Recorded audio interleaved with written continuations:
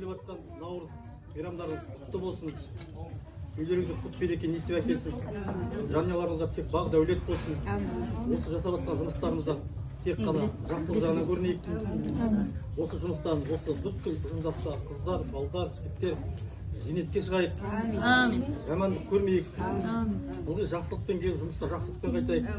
Сонымен қатар Қызылорда магистралдық желі бөлімшесі филиалынан кәсіподақ комитетінен бөлінген қаржыны сіздерге мыңда бір рахмет қаржыларыңызға. Сол қаржыны қосып, міне жақсылап тұрып, Наурыз мейрамын тойлап жатырмыз. Жұмыстастар сіздерге тағы да айтайын, мейрамдарыңыз құтты болсын. Бәрін өздеріңіз күйеттесін, жұмысымыз жоғары қарай өрлей берсін.